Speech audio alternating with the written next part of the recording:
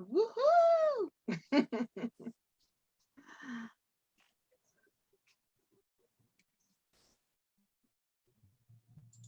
Living my life like it's golden.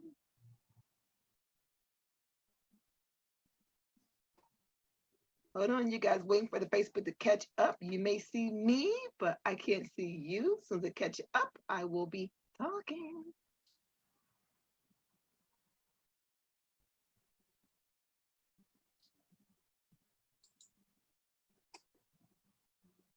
There it is.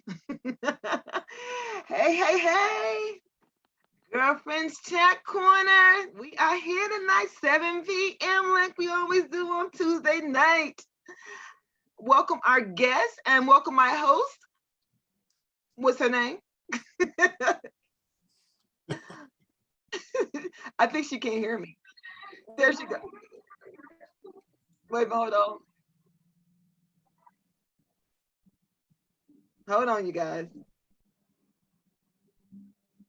Unmute.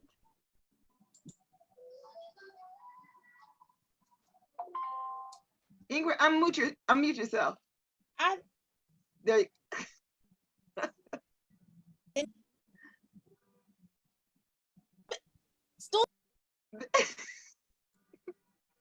Are you unmuting? Am I muting? There you go. Okay. There you go. Thank you. Hi, I'm your girl Ingrid Rachel Project. Somebody being Andy Cohen tonight. This is not the reunion special. Hi. Welcome to Girlfriendz Chat Corner. What was that about? I don't know. We have a cyber hater. We are some goofballs. They probably say, what the hell we interviewed with them for? I was like, no. It's like, stay muted. No. I don't know what's happening, but what's going on, y'all? Did you miss me? I hope y'all had a wonderful Memorial Day weekend. Again, Ingrid. I know, let's do it. All right. Hey, everybody. Thank you for tuning for Girlfriendz Chat Corner. I am your host, Inga Anderson. And I'm your girl, your co-host, Miss Inga Rachel Project. How y'all doing? And in the house today, we have Dr. Jamie Evans. The Mighty People Network, Ted Harge. Hey, what's going on, everybody? Glad to be here in the Girls Chat Corner. Yes. We try to get together, y'all. I know. Did we do better that time, y'all? That was good. Got it. You guys. What is happening? I know, right? Well, you know, you guys, we're going to go right smack into the chat corner and get to chatting up some things right now. In the news, they got some crazy things in the news right now. Was it Amy Cooper? The woman that ran into the park and was strangling the hell out of her dog and said, help me. What was that about? I call it help for Cooper. You know what the messed up part about the whole thing is that, you know, she knew, and which is really sad because the whoop that would have came true. She knew if she cried woof, they would come and possibly beat or kill that black man. Right. Right. But his demeanor, I applaud him for this. His demeanor was so tight. He was just calm and, you know, just stay away from me. We're going to be okay. But that poor dog, she was choking the hell out that dog. It was just horrible. It was horrible. And I think. Go ahead. Oh, I'm sorry. Go ahead. I was just saying that I'm glad that the Humane Shelter took that dog away from her. She was lonely. So she was going in and give an empty apology, but too late. You done lost your job now, girl. I'm glad that she lost her job. And I think that, you know, that really, honestly, I think she should be charged with a hate crime, not only against the animal, but against the man himself, because she knows the gravity of the situation. She knows that what's going on in America right now. And she knew that she was trying to incite a hate crime against that man. So she should be charged with a hate crime. I don't care what nobody say. You know what? I say not. Let's not charge her for the hate crime. I say let her do public. What do you call it when you work in the public for a little bit? What do you call that? It's like community service. That's too easy. Wait. Listen to what I'm gonna say. Put her smack dead in a black community to work with other black people so she can see what she's talking about. Because I don't think she knows. That's still too easy. That's She should that's do too that. kumbaya. But you can't always punish somebody if they don't know what the hell they're doing. You know what I mean? I think she should do both. I'm with you on that. I feel like she should be charged with a hate crime, and I feel like then she should have to work in the Black community, cleaning Black houses in the hood. Yeah, I think she should work. Either go to. And they need to find the ones with roaches and rats too. Well, I say you want to just punish her ass. Yeah. But you know, With at least community service would fit her really well. Community service would really fit her really well. And the next story, now the man, I don't remember his name, but they protesting right now. The 4 cops that was in Minnesota. Yeah, in Minneapolis, actually. In Minneapolis. Yes. They put Gregory Floyd. That was it was so graphic. The cop put his knee in his neck. And I don't know if he broke his neck or what, but no. Cut off. No, what occurred is that he was arrested for a nonviolent crime for passing fraudulent checks. And he was arrested. He was cuffed, held down by 2 officers from his torso and legs, and then another officer, a white officer, had his knee in his neck for a period of 4 minutes, while bystanders were yelling and compelling the officer to please take his knee off of his neck. Another Asian officer stood watch to keep the crowd at bay. And as the man, while he was on the ground, he kept saying, "I can't breathe, I can't breathe," pleaded that he couldn't breathe until he went limp. And as the people compelled the officer to please take his knee off his neck, the officer was enjoying it and dug his knee in. And the mayor, I posted it on my page. Oh yeah, he died. And so all 4 officers involved have been fired. They're protesting right now live on Facebook, and the mayor spoke out against it. Of course, all police officers are union, so the union is saying that they want an outside investigation. There's no way to justify that, though. How can you justify that? How can you justify something like that? There's no way. There's no way. The union has to always do an appeal. It's just protocol, but I mean, come on, bruh. You know what though? Those 4 cops though, their lives is totally changed because people know who they are. You know how people be doing things. It's not like they're gonna be sitting at home and be okay. People be acting crazy when you do things like that. They just do. You know what I mean? From what I hear, they've already posted 3 of their addresses on the internet. So great. You know, and I don't know if that's going to solve the issue either, but you know. Can I say something? Can I say something on that? Sure, of course. You know, I didn't even specifically hear about these cases, and I have a website, a group is called Bullsh of the Day. I'm not sure if I can swear or not, but the Bullsh of the Day group, and we post all these kind of things, and I can't even keep up with them. It's so hard. It happens. It happens all the time. And yes, we react to them, and we should, but we have to have a proactive plan to elevate us. You know what I'm saying? To elevate us to a point to where we're ahead of that, to the point to where we can see at some point, they're gonna be looking at us and saying, we better not F with them, all right? Because they mean business. But it's so easy to get distracted into all of those. And I think that's part of the plan.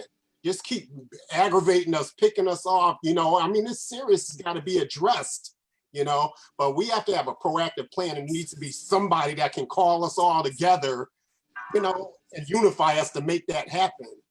Yeah. And speaking of that, Ted Harge is from the Mighty People Network, TV network, and he is there to tell us all about the Mighty People. And hey, Mighty People. So welcome. And let's talk about your platform. What is the Mighty People Network about?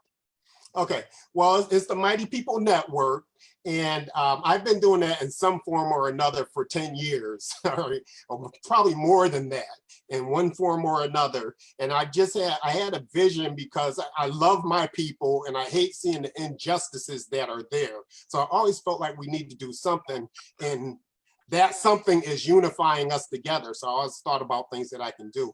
The Mighty People Network is an online, it's a social media broadcasting and opportunity initiative, I call it.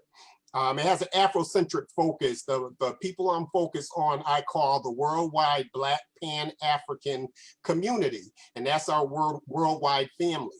All right. And I plan on doing that through those basic 3 channels, which is social media.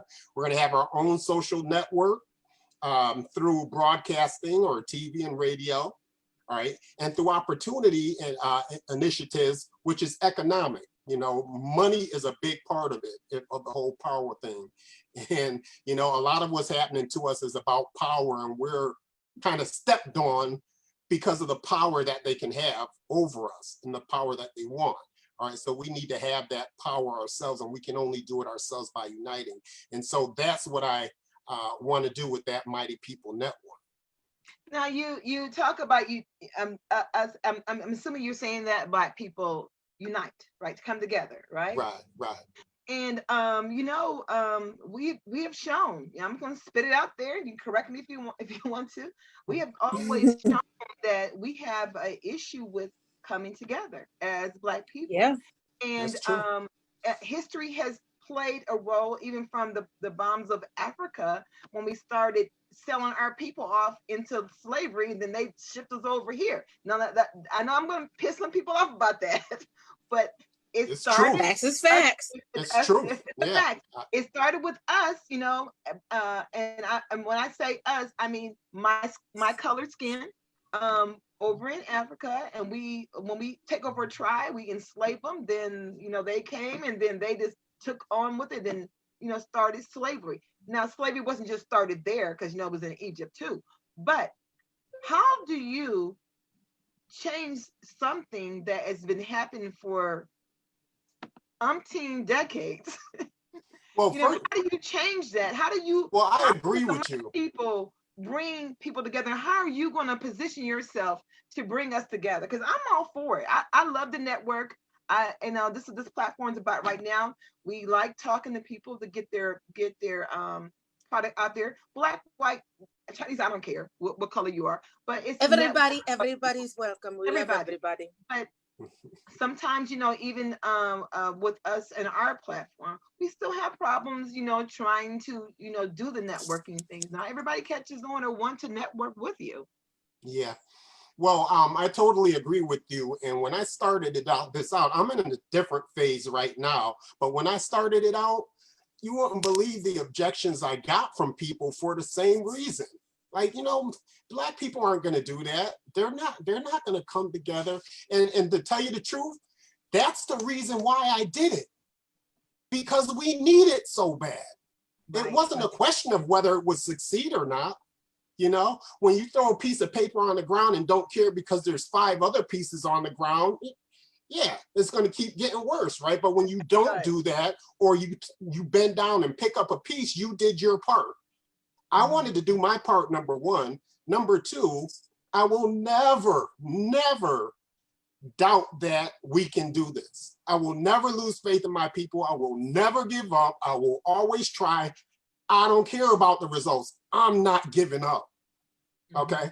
So having said that, now the question is like you said, what can we do to change things? Right. So that's always a process in my mind.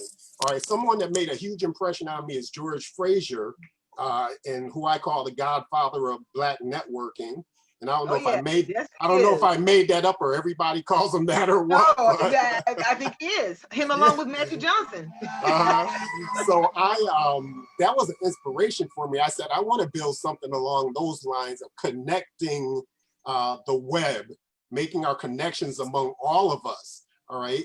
So I built something that is systemized, so that people can come in and they can say, okay, if I did this, it makes sense that if I help other people, I'm going to get help. And it's systemized in order to make that happen. Like, there's 3 basic steps to my system at Mighty People. It's networking, network building, and then monetizing your networking efforts. So if you're going to do something that's that important that you need to do it anyways, well, you might as well make some money in the process. So there's something set up so you can do that too as well. But the way that you network is important. You can't go to people and say, can you help me? I need this. Can you help me? And they say, no, can you help me? Can you help me? Nobody wants to help you. They need help. Get me, feed me, bring me. So how about if you create an environment where everybody wants to help first? All right. One of my favorite system rules is give a little, get a lot. Take the initiative, give a little, get a lot back. So everything that I build is based on that. How can I make that true? How can I make people see that if you give a little and everybody gives a little, you get a lot more in return, and it makes it a lot. It makes the decision a lot easier. Well, yeah, let me do this. Now, I want to say something, interject what you're saying right now. I love what you're talking about, and I hope it comes true. I mean, I'm wishing that. I'm wishing that comes true for you. But I'm going to give you a story back, really short story. And this man used to wear baggy pants where everybody wore baggy pants after he did. His name is MC Hammer. Hammer. So you know where I'm going with this story. Everybody, exactly. Too legit. You know where I'm going with this story. Too quick. Hammer was, I mean, I think he was possibly the godfather of networking. Instead of giving giving the record companies his money or had them signed to a deal, he marketed and made his own records and sold them out of his car. Everybody remembers that, right? Yeah. He built this multi-million-dollar just by selling his own records, and he didn't have to go to nobody else to do this. What caught Hammer up was one thing: carrying everybody. He's too generous. He's too generous. His people, he wanted to help. He wanted to see the underdogs succeed. He wanted to help them to get out of the hood and support their families. He wanted them to have what he had. Yeah. He was so generous to a fault. Yeah. He was so generous to the point that it drowned him. Yeah. So what I'm saying is that I think that when the Mighty People Network gets started, I think there has to be like a real plan in place in order for everybody to come together. Because if you do give too less, people are not going to want to do it. If you give too much, they could want to do it, but you may lose yourself. So absolutely, there's a balance there. That's the $1 million solution, because a lot of people have been doing it, trying to what can make our people want to come together and not feel jealous of each other, not try to outsource each other and go with somebody else to put it in the pockets of somebody else and bring it to us. You know what I mean? Right. I think the word that I haven't heard that I think that we need to use more is cultivate. And I think that what people need to understand is that there's a huge difference between help and carry. And far too often, the downfall of the community has been that people want to be carried. Far too often, people want to be carried and spoon-fed. And, you never learn to walk if you get carried all the time.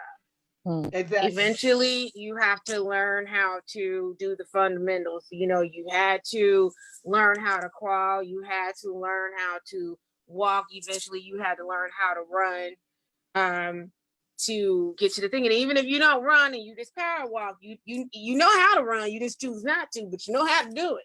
You're right. And you people want to get mad because you don't want to spoon feed and carry them. But that's not my job.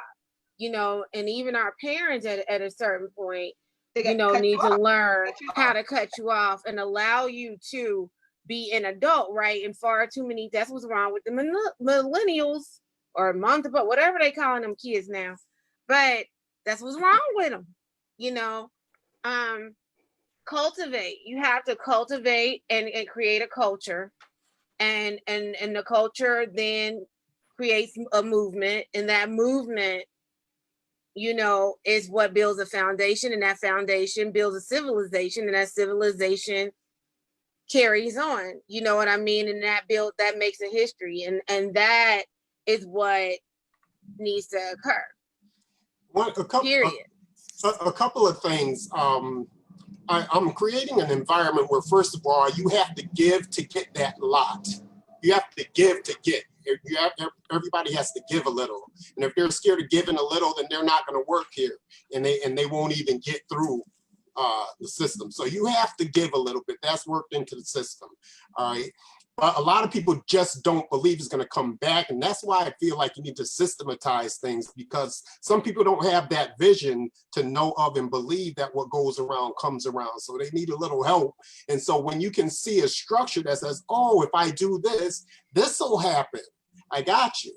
All right. So that's one of the things that are important. The other thing that's important as we try to make things happen is you do it a little bit at a time. Don't get discouraged because you can't reach everybody. Right. We have plenty of people that are doing positive things and that will work together. Do that and then expand from there. That's a part of the whole system of what we're doing. It's what I call exponential expansion. All right. You do a little and you expand from there. You know, you have to have faith that that can happen. And that's what we're encouraging. And that's what we're setting up so that they can see that happen. You know. Okay, so to wrap this part up about your Mighty People. So when is the rollout for this, and how can people contact you for more information about this? Okay, one other thing I wanted to add, I'm sorry, is what's important is to create synergy among other people. So in other words, have them have a reason to come and join us. Like, for example, if you're a TV show owner, you focus on doing your TV show. We're creating something that's focused on bringing in a bunch of TV show hosts and coming together and say, okay, what can we do to make this better for all of us? Now you don't have to worry about it because there's somebody that's worried about, that's handling that. Okay, so sorry about that. Okay, so the launch, right now I'm working on incorporating all of this time that I've been doing this over the last 10 years or so. It's been something that I do more so than an official business. It's just been something I've been interested in. So recently I decided that I'm incorporating, that's gonna be anytime now. We've had our Facebook group online. You can go there by going to fbgroup.mightypeoplenetwork.com, or if you can just remember mightypeoplenetwork.com.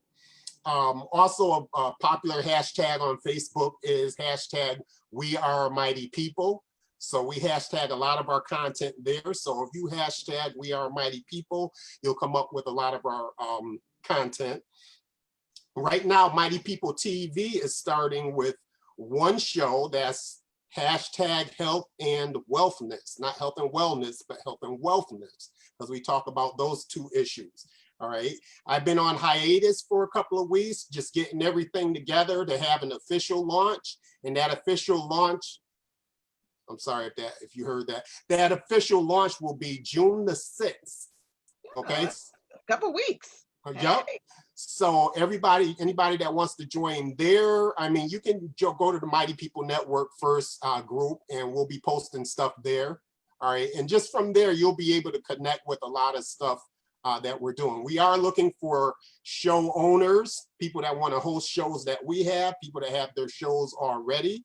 All right, we're looking for them. We're looking for guests that want to be in on that show, and then we're going to be expanding to other shows. We have a cooking show that's coming, a couple of Black conscious hosts. One of them's from Nigeria, so it's going to be very interesting to talk about community and stuff from an African viewpoint, from being in Nigeria. There's a very powerful sister there. So we have a lot of things coming in and happening that way too as well.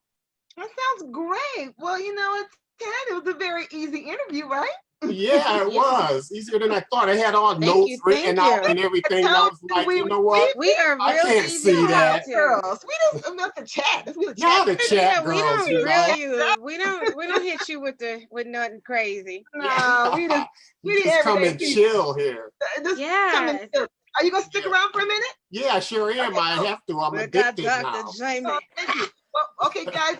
Girlfriendz ChatCorner, Ted's gonna put his information down in the feeds later on if you guys want to contact him or know more about the Mighty People TV network. But now we're gonna be moving on to my friend. Hey. Hi, Dr. Jamie. Hey, y'all. Hey. Thank you for having me. Hey. Thank you for coming. One apple day keeps your way. Welcome. Thank you so much. You guys, I want to brag a little bit. So I've been knowing Jamie for 10 years now. I think it's been 10. It's been at least 10. Years.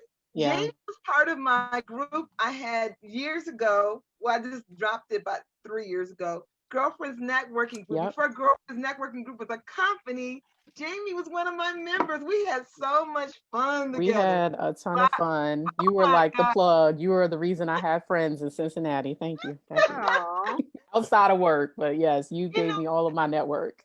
It was like there was something to do every Friday night. We loved every to go Friday. To Friday night.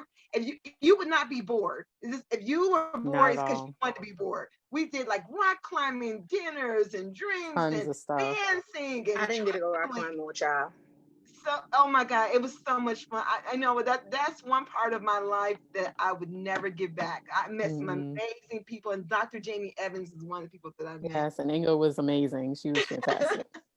But you know what? Welcome to the show. Welcome, Dr. Jamie. I've been on you for 20 minutes, girl. I feel like I've been on you all my life. It's all good. Thank you. That's how it's supposed to be. That's hilarious. But you know what? She's beautiful on the inside, outside, and she's also professional. She has a track record of this medical. So why don't you go ahead and run down your title and what you do? Because I mean, the list is long. Run it back, Boo. She does so much. Okay, so I'm Dr. Jamie L. Evans. I am actually boarded in both family medicine and psychiatry.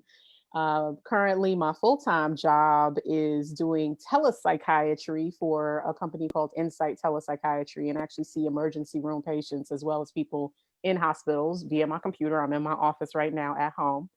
And I just recently got a promotion to associate medical director along with another. Thank you. Along with another one. Thank you. One of my colleagues. Probably wrote me like 5%. You didn't even tell me that. I don't even know. Yes, I just got promoted last week. Officially, they sent the announcement out, and then well deserved. Thank you so much. Thank you. I appreciate y'all so much. I appreciate that. And I also do part-time urgent care just to keep up my medical skills. So I do that like once or twice a month. So just to get out in the community, do something to see human beings, because I do work at home and I'm a very social person. So, but there's also something that you do that's totally amazing, and I know you haven't done it lately, is that traveling. How many places have you been? You've been so many places. Her pictures, I don't know if you guys don't know her page, but she takes so much beautiful pictures of places she's been. I mean, name some places you've been so far. Man, I'm blessed, and I do not take that for granted, but I've been to 41 countries and 1 territory. And so the last place I went to is Grand Cayman, British territory, a little south of Cuba. It was pretty cool. I did that back in January, and then last year got to go to Kenya, Rwanda, Cuba, and also went to Vietnam and Cambodia, Thailand, and a layover in China last year. So that was last year. It's crazy. It was awesome because I do a lot of layovers when I travel. If I'm going to 1 or 2 places, I do layovers before and after so that I can like catch a couple of countries. So it's been a whirlwind the last couple of years because this really just picked up in 2018. Honey, living your life like that is beautiful, boo. Thank you. Yes. Yes, I mean, I feel like after 20 minutes I can call you boo. They're amazing. Yes, you can. Okay. I feel like we bonded, you know. Oh, good. Yes. Well, Dr. Jamie, okay, so I asked Dr. Jamie to come here because there's a lot of things going around the internet, and she's sometimes on the front lines of it. So I asked her to come on to explain some things about COVID. A lot of people have a lot of different fears about it. I mean, even myself, I don't, before I used to go out to eat, I don't go out to eat them. I don't even allow my family to take takeout. We don't do takeout or anything like that. And I know it's because of what I see, you know what I mean? And I'm not for sure if all the information that I have is correct, you know what I mean? So she don't even need anymore. Yes. You don't go out no more either. She don't even know what that road knows about. Like, where's that singing coming from? Somebody's singing. Yeah, that was she was singing. Yeah. I'm sorry. You so coming to me. We want the Rona to run dry, though. That's the problem. We need the Rona. Just want that Corona to go. Okay, I'm serious. So Lord have mercy. Well, let's start with fear, Jamie. Yes. What should we as people think about? I mean, and when I say fear, there are some people that really have terrible anxiety when it comes to this corona. Absolutely. So what kind of things can we be relaxed about? What kind of things do we have to be, just really tight on and just be disciplined on doing? Okay. I'll just start by opening. The thing that's very different about the COVID-19 virus, or coronavirus, whatever you want to call it, coronavirus, if you want to think about it from the Cardi B standpoint, since she popularized that, is that unlike other either disasters or national events that we've experienced, the coronavirus is affecting every single person right now in this country in some way, shape, or form, because someone may have lost their job. Someone may have to shift to working from home. The kids are home from school. You know, just going to the supermarket is different. Wearing masks in public or not wanting to wear a mask in public, being afraid of other people, not even seeing your family or friends. This is so different for every single person. And obviously you can see on the news that everybody's handling it very differently. Some people are just like, forget this, I'm going outside, I'm going to live my life. And if I get it, I get it. And then you have other people who are paralyzed with fear inside their homes. And there's no person that hasn't had some degree of anxiety about that, about this situation, including myself. Okay. Everyone has had some degree of anxiety regarding and surrounding the coronavirus. So, as far as the fear and is it founded? Well, this is the biggest thing. We live in a great country where we are open, we are free, and we can do whatever we want to. So when you have restrictions coming down and things are shutting down from the state, federal, national levels, it is causing a significant amount of distress for people. Okay. So, and it also scares people because they don't know what to do. So everybody's going out there panic shopping. They're buying pallets and half pallets of food or other goods when they really don't need to do all of that. But, there's plenty of food and toilet paper, paper towel. I mean, all of these things are, and then that creates anxiety in and of itself because, you might actually need, I remember when I went to go get toilet paper, I needed toilet paper. And I'm like, where's the toilet paper?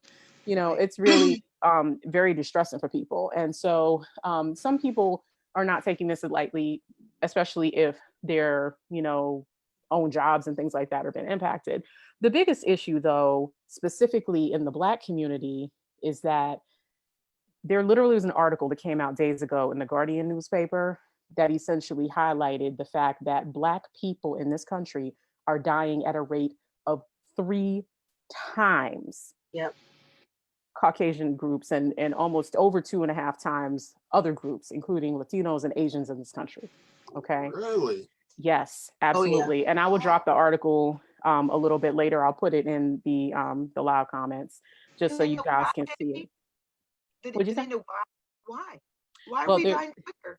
Well, there's a lot of reasons for that, and just to even put that in perspective, there are 37 million African American people in this country right now. That's 12% of the population. 1 in every 2,000 Black people has died from this disease, just to put that in perspective for you.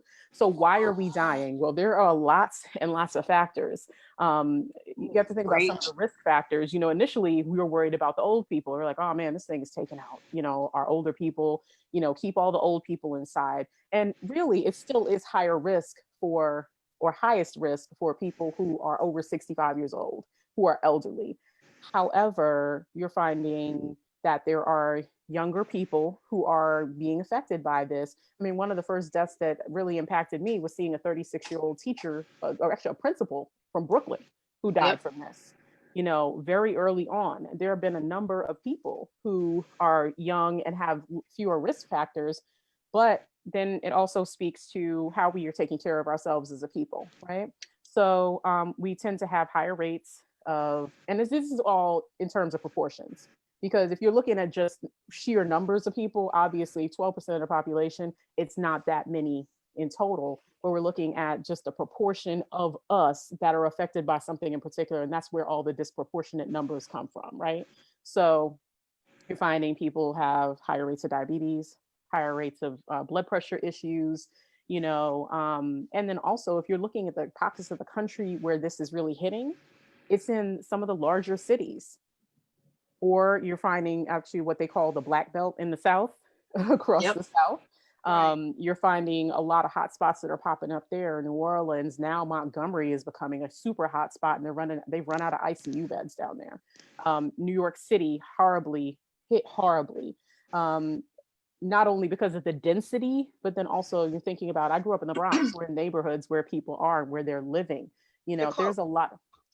Yeah, in close proximity, exactly. So there's so much that plays into this. And, you know, actually did a talk last week with my friend's church, and we were talking a little bit about the impacts of even institutionalized and systematic racism, you know, and prejudices that are put in place. You know, why are we at higher risk for, you know, stress in general?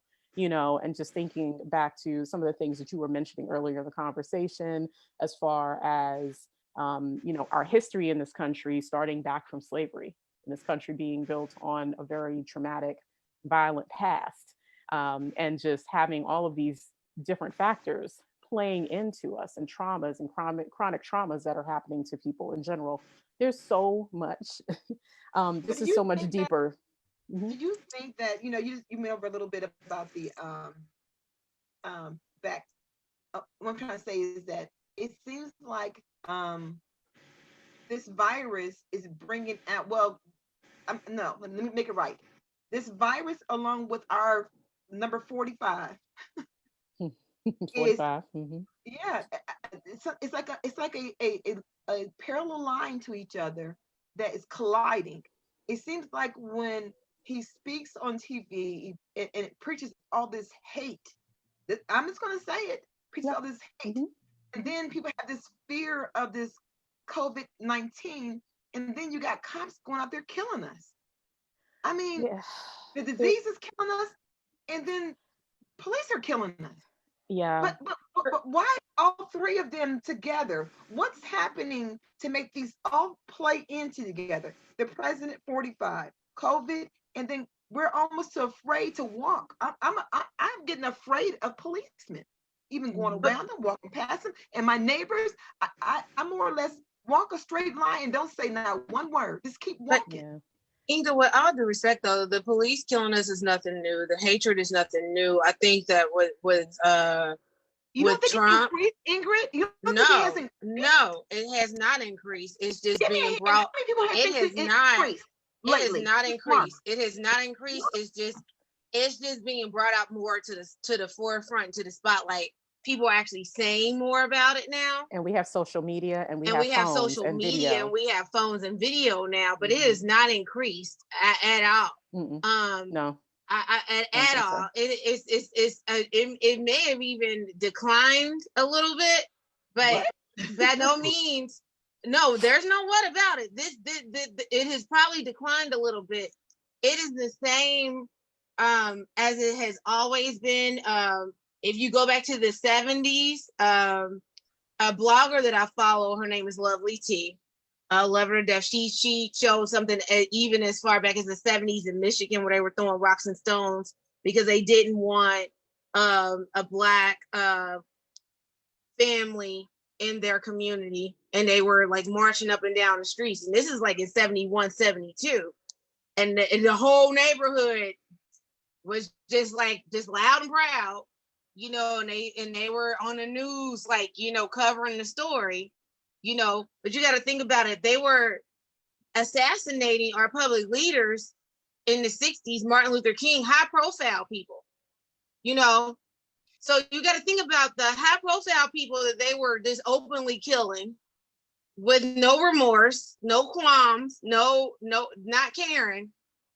As early as the 60s, that wasn't that long ago. This is in your lifetime, 60s and 70s. So these are high profile people that people revered and worship. So you got to think about all the no-name people that they were killing back then. And they had the gall to kill people that everybody knew nationally. So I'm saying it may have even declined. Think about all of the no-name people that they were stringing up on trees and photographed. Yeah. Okay, so that's what I'm saying. We got cameras and social media, and they still don't care. So Trump just made them come back out of the woodwork and be like, so what? But it's been going on. And the whole thing is that there's no federal mandate to police the police. There is no national training program or system to train the police nationally. Every single city trains their own police department their own way. So there's still no protocol or system in place for diversity training. There's still no national protocol in place or rules or mandates for police, period. The only people that have a federal mandate is the FBI. So that first and foremost needs to be rectified, because there is no one system. So there's no rules. There's no one rule. So you can't first give them a mandate or rule or system, because there's no one policy. So how can you uphold anything?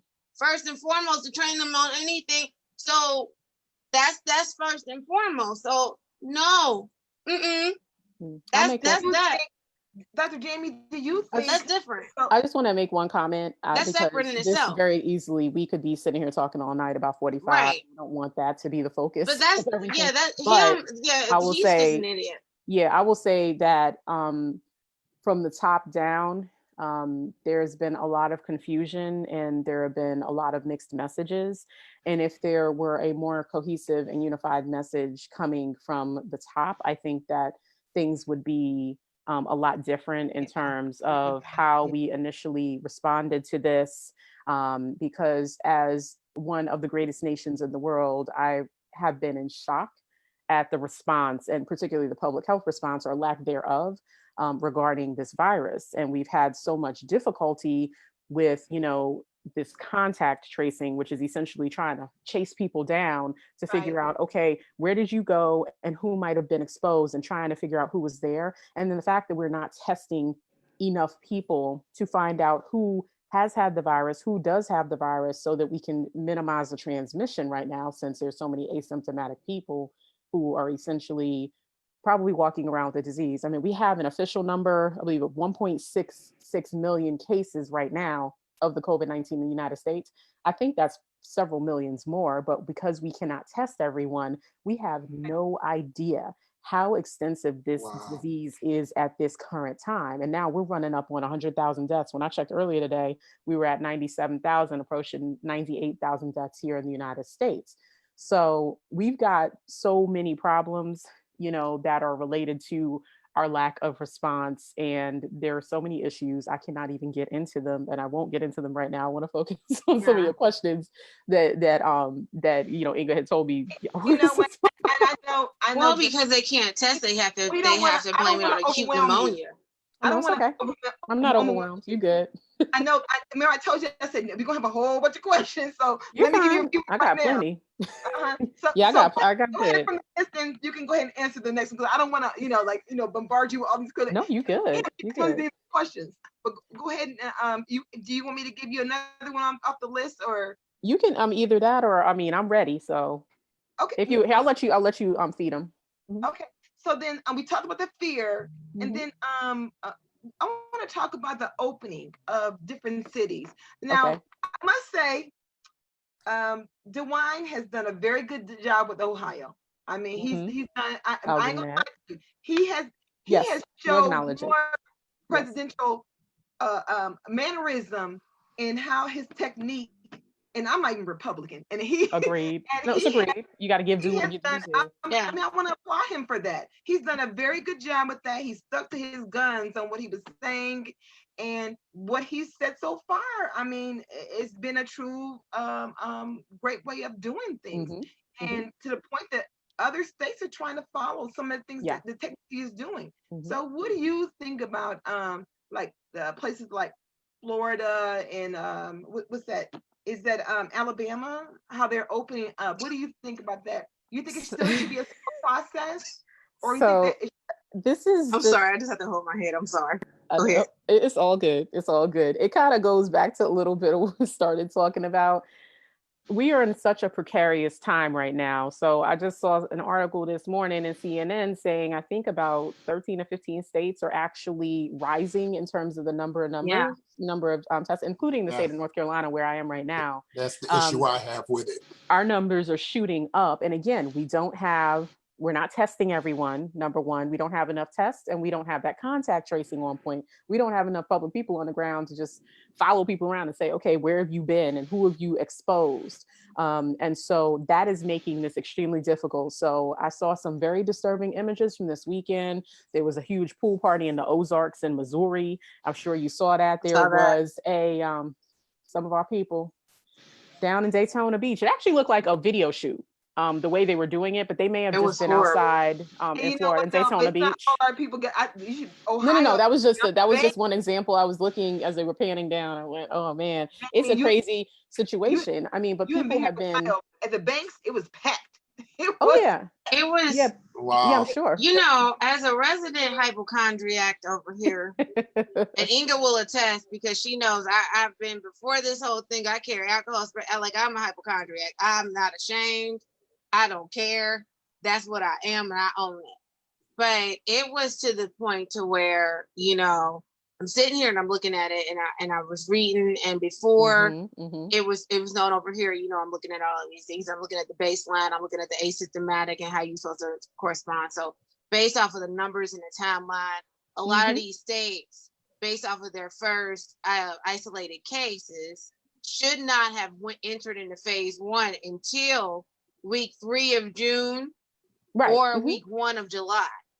And when Fossey went up and he was speaking, and you know, and I'm sitting there and I'm looking like, okay, dude, like I get it.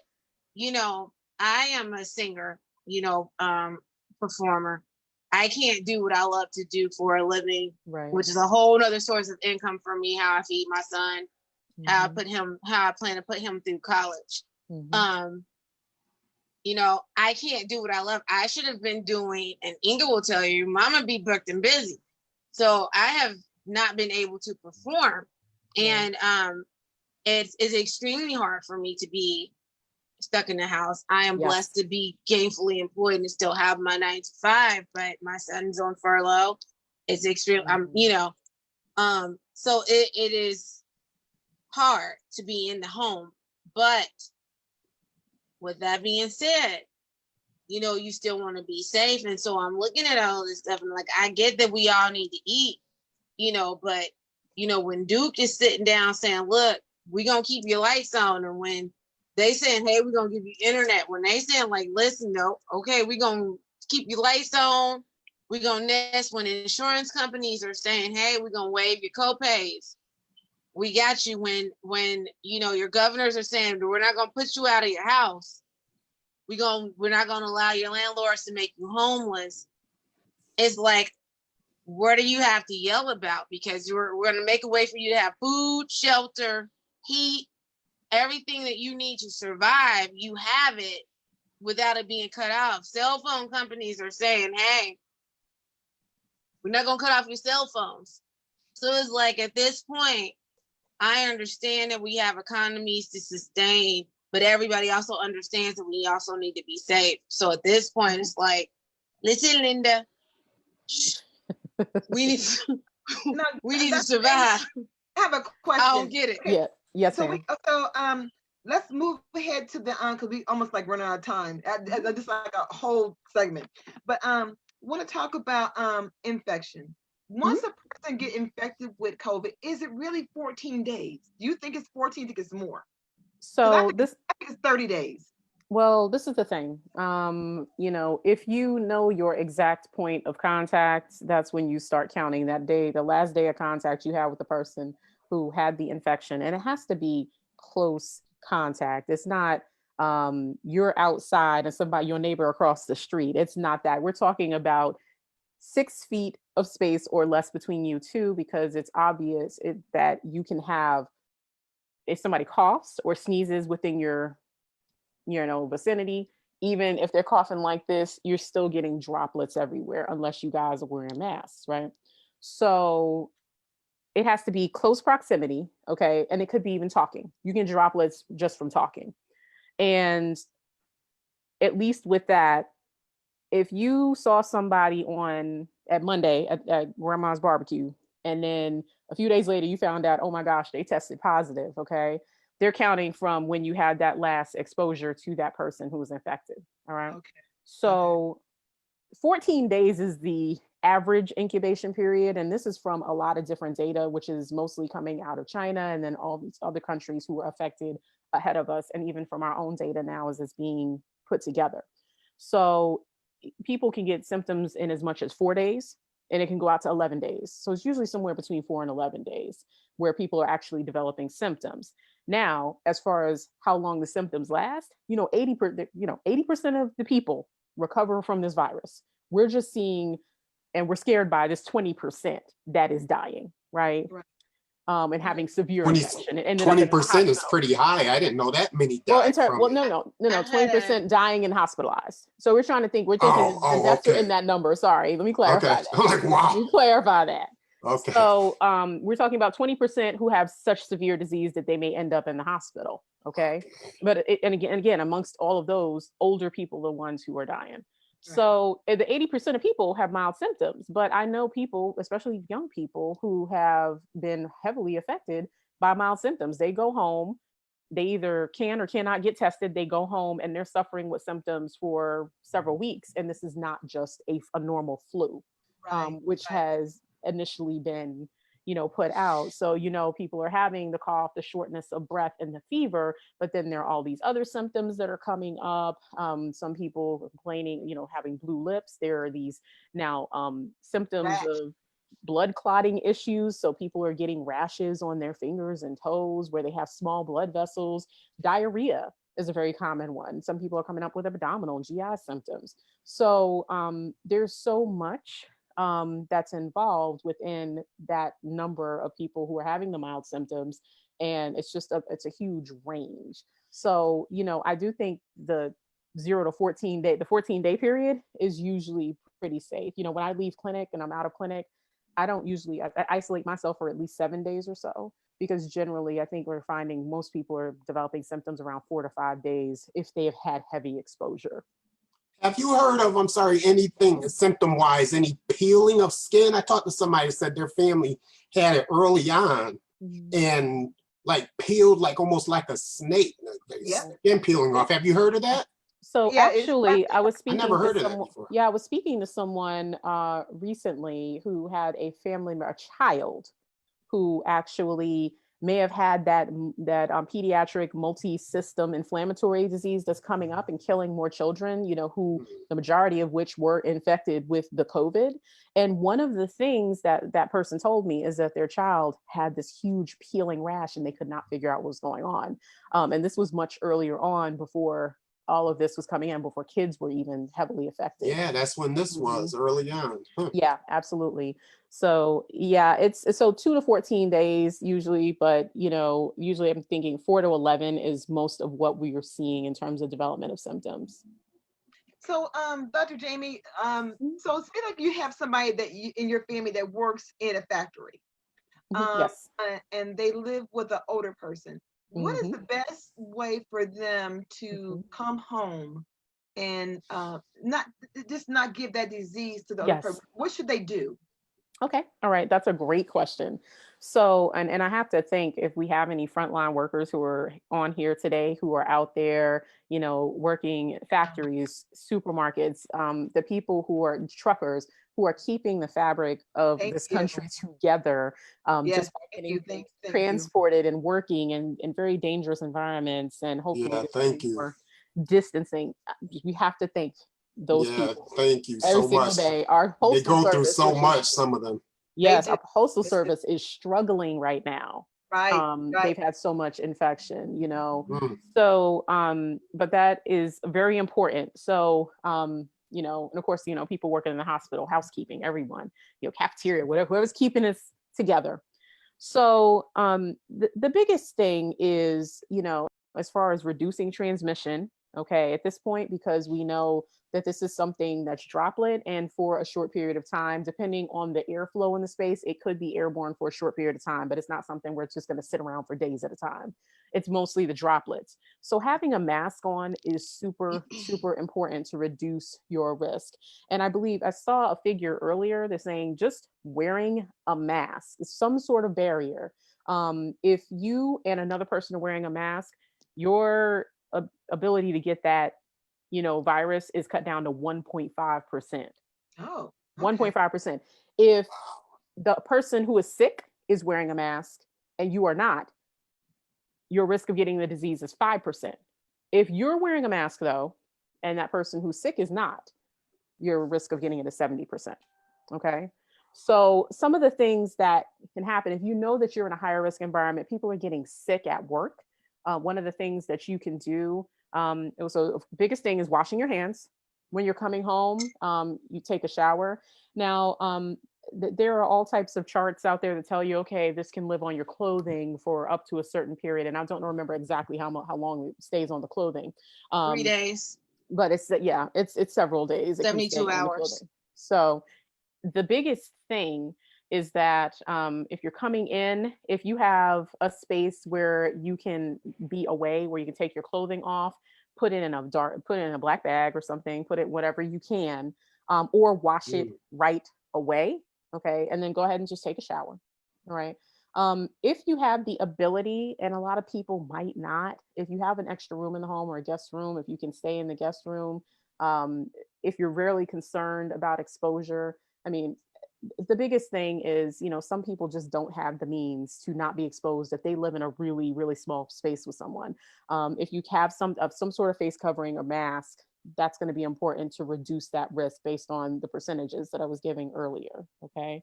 So those are small things that you can do, just protecting yourself in public, washing your hands, do not touch your mouth, don't touch your nose, your face.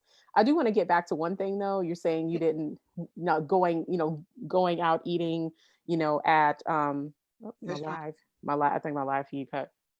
It's like if you want to go out to eat and if you want to do certain things and keeping yourself safe, the one thing I don't like seeing a lot of is gloves because there's so much ability to have cross contamination. Yep. So when I see I it, hate gloves.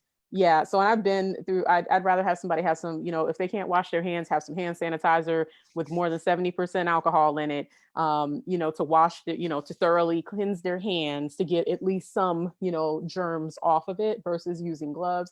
But sometimes you roll up to the drive-through, and I'm seeing less of it now, but people are wearing gloves. They may be wearing gloves and then they take the person in front of you, they take their card, they give it to that person, come back with the same gloves on.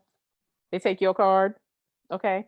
So the likelihood of transmission through your credit card or your debit card is probably relatively minimal. The biggest thing is washing your hands. If you're really concerned about the food, if you want to get something out, you want some Mexican food, go get some Mexican food.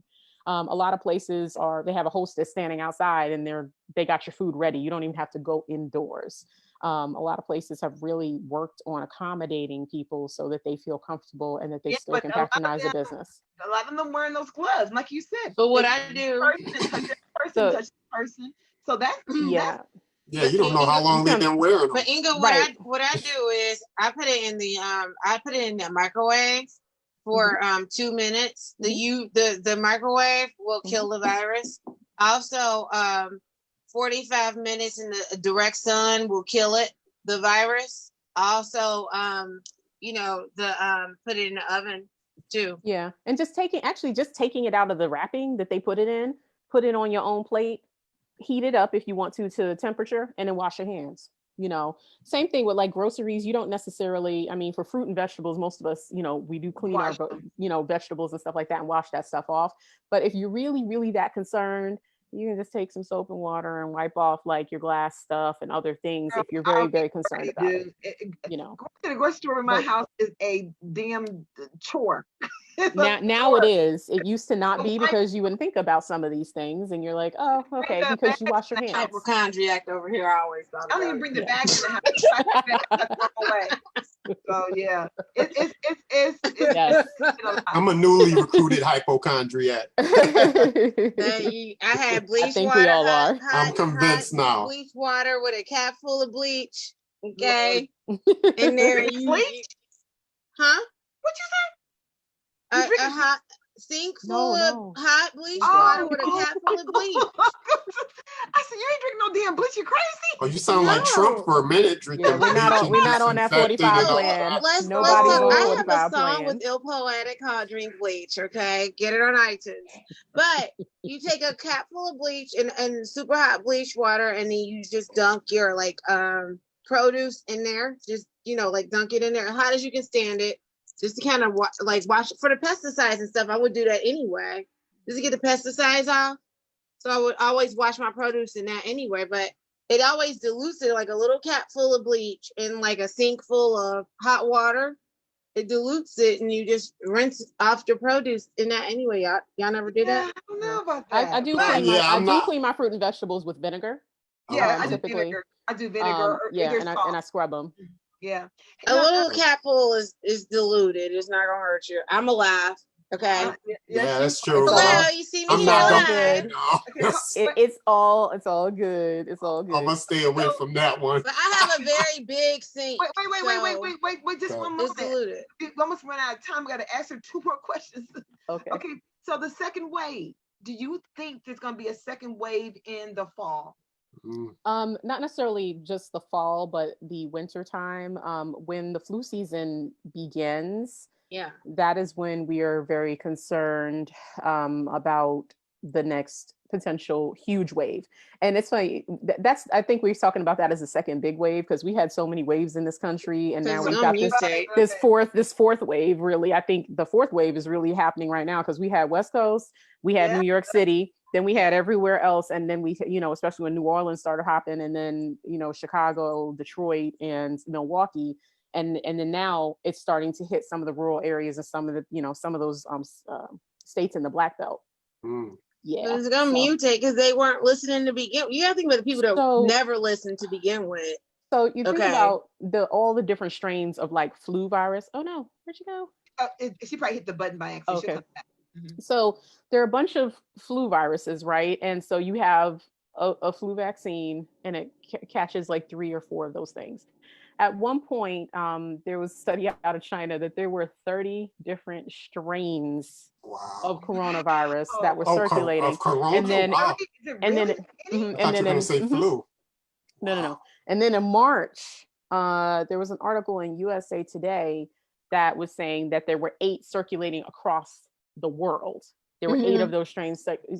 So and so as they're doing this vaccine development, not sure. I think they're looking at the most virulent, the worst strains, the ones that cause the most disease and death. And so as far as like targeting those, because they want the things that are making people the sickest, because the other stuff that's mild, they're less worried about. It's like people will be able to deal with those symptoms at home. It's the stuff that's making people severely sick and ending up in the hospital and straining our healthcare system that they're really worried about. Right. For the most part. That's yes. Right. So so this is going to be, you may or may not know, but I'm in the stock market and there's so many tests running rapid. And I got a few stock on a couple of different types of tests. It's a good time to play in the market, probably while things are cheap. Yes. So, but one of my stocks is this rapid test out of China. They had some things before that was FDA approved, but this test right here is on the verge of being approved, but not yet. This test is supposed to get a positive or negative result within 20 seconds. It's called the rapid something COVID something. Too soon, right? Yeah. So the stock is kind of like in the toilet right now. But my question is, have you heard of a test that they're using that is really good for this, to find if you have COVID within minutes or seconds? So the biggest thing right now is that the rapid testing that is available at hospitals and emergency departments usually gets us a test result within 45 minutes, which I actually think is really good. There is some rapid testing, like an urgent care clinic that I work for. It's not widely disseminated. I think it's where the headquarters of that urgent care is, which is on the West Coast. They have some rapid tests, but generally, there are so many different people vying for a spot in terms Mhm. of They are. development of tests and things like that. And some of the early tests, if you remember, that came out that were approved by the CDC didn't work out so well, and they weren't very Really? accurate. And so Wow. as time continues to go on, we'll be able to see this, but we still have, it might miss up to a third of people who actually have the virus. Some of these, as far as testing is concerned. So this is one of those things where it's not about, oh, get this test, because they even have a home test that you can order. If you get this test, you're going to get your results in this, and okay, let me go ahead and put my money on that. It's it's not that simple. I wish it was. I really wish it was that simple. But there are a number of different agencies, research labs that are putting things together in terms of being able to test the types of different tests. So, I mean, initially when this started, we were using a herpes virus culture, which is a very specific culture in order to test people. You're doing that swab that goes all the way up to your brain, essentially. My God. That's what people feel like. If you've had a flu test before, it's essentially the same thing. It's called a nasopharyngeal swab. Do some blood stuff for me. I can't do that. Yeah, so it's so it's a nasopharyngeal swab, but a lot of times if you're looking at some of the videos coming out of China, they do what we call oral pharyngeal swab, which is basically touching the back of your throat. So your pharynx is right, basically the throat you can see. So it's the top up here. So you can, but most people need to do it up here. So you have to do it in both sides. I try to be gentle when I do it to people, but it's hard. It's a tough test because it'll make you cry. Yeah, but it's a very it's a brief test. So now the medium has actually changed. So we started using another testing company, and the medium is just a clear liquid that we put it into the test tube after we do the test. So there's so much out there to pinpoint. I mean, I would just keep an eye out in terms of the various tests that are under development, but there's so much up there that you probably couldn't keep up with. I know I'm not keeping up with how many people, I see something new in the news every day. I have stock in two of them, and no, three of them, and one of them is in the toilet. I don't know, but it's a penny stock. So. A lot of stuff is in the toilet too. But you know what? No, actually, but I need to share portfolios with you because my stuff is doing pretty good. I'm green, but that stock, that particular one, that was in the toilet. I'll share with you. Hey, Indeed. There's a decent amount of stuff that's doing okay. It just depends on the day, and my energy stocks are doing really well. Energy, there's a couple of, I don't want to get into something else. We'll be talking about stocks differently, but there are a number of biomedical firms that are doing pretty well. We can talk about that later. But yes, I got some of that too. But also, let me tell you something else before we go. Another stock tip. Now, back in the day, which is last year, all the ships, the ships were up in the 50s. Their stocks were at 50. The $12 and $14. Girl, I've been buying up like crazy. Yeah. Nice. Same thing with the airline industry. Same thing. You know what? I got a prediction for that. I have not bought airline other than GE because it screwed me the first time I bought GE. I bought it at $20, and of course now it's like $5. And I had to offset it, so I had to buy a little bit more to offset that, and I ain't bought no more. But I'm thinking, there's going to be another fallout on the airline industry. I don't think we're at the point yet. So no, I don't think I'm going to wait. Yeah. And when I see, because Warren Buffett's almost done with his 90 days, and he dumped all his stuff. Yeah, no. So I'm going to wait and see, because right now even American Airlines, they're going bankrupt, and they're traveling down. They're down like $6-7 right now. And I'm gonna wait another month. Yeah. I understand. Yeah, they said that. Yeah, they're thinking we're gonna tank out sometime in the summer again, and so it's one of those things. It's about perspective, because people see this and they're like, why would you want to invest right now when things are falling. It's like, this is when things are the cheapest. So when you hit that That's when you rebound do point, invest, you know, you get a 20% rebound day. Woo. Damn. Yes, Yeah. honey. And millionaires are made right now. That's Yeah. how you make a millionaire right It's now. good to hear y'all talking about. Matter of fact, Inga, when you're on my show, we're gonna add that to the topics too, because that's my show is health and wealthness, where both health is important and wealthness, and sometimes they can be connected. Absolutely. Well, Absolutely. hey, I'm a beginner stock trader, but you know, I'll tell you what I know. But you probably want to get somebody that has more experience. Well, just the knowledge that you're conscious of it in this era is what's powerful, you know? Yeah, just you know, emphasizing to people, don't be afraid. And if you have the ability to go ahead and do some investments, because I'm a baby investor. I'm still on Robinhood, and now I'm looking to advance to another platform. And go to E-Trade. Oh no, I've got a couple that I want to look at in terms of going into like different brokerage accounts or different things like that. Yeah, but you want to look at E-Trade, don't forget. Well, you guys, I had so much fun. I hope you guys have fun. Likewise. Absolutely. Thank you so much for having us. Oh, thank you for having me, and I'm glad I stayed to hear the doctor. I'm very impressed. Thank you. Thank you so much. What you're doing. Thank you. I appreciate you. Appreciate you so much. And thank you. Looking forward to your projects. Dr. Jamie Evans, and then Ted Hodges of Mighty People TV Network. Thank you guys. Next week, I forgot we're gonna talk about I think we're talking about vaginas. Ooh, I'll be back. Well, it depends on what you're gonna say about them. It's all interesting. It's all interesting. We're gonna talk about vaginas. 7 o'clock Tuesday next week, Girlfriend Chat Corner. We sit down and talk about vaginas. Talk to y'all later. Bye. Thanks, all right, everybody. Have a good night. Have a good night, everyone. Thank you. Bye-bye.